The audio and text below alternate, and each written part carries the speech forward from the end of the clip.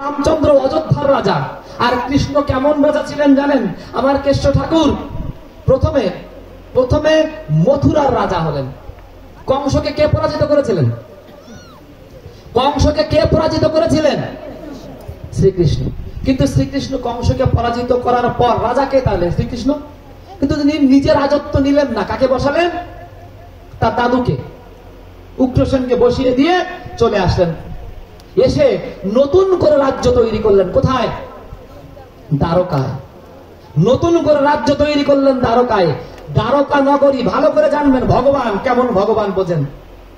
আপনারা অনেক সময় প্রশ্ন করেন, ঠাকুর ভগবানটা ইয়ে হলো কেন, ও হলো কেন? এগুলো তার লীলা। ভগবান শ্রীকৃষ্ণের যেমন লীলা।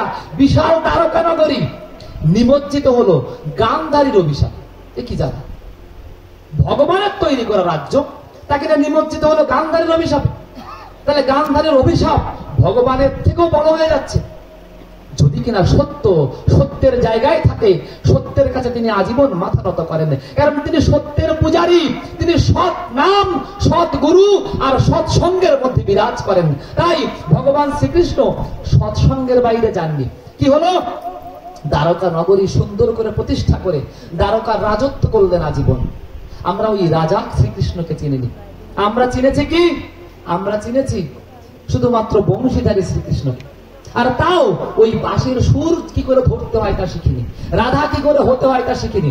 কিন্তু সুন্দর এক রাধা তত্ত্ব আমরা জেনেছি। ওই রাধা তত্ত্ব জেনে আমার একটু কৃষ্ণ ভাসতে ইচ্ছে করে, আর পাশে একজন রাধা হলে বেশ জুত হয়, মানে খুব সুন্দর লাগে। না, ধর্ম ওভাবে হয় না। আর ওটা ধর্ম নয়। নিজে রাধা হয়ে ওই কৃষ্ণকে পেয়ে নিজের জীবনে ওই গীতাকে পরিপালন করাই ধর্ম হয়ে দাঁড়ায়। নতুবা কি হয় জানেন? সুন্দর করে এখন যদি গান শুরু করি,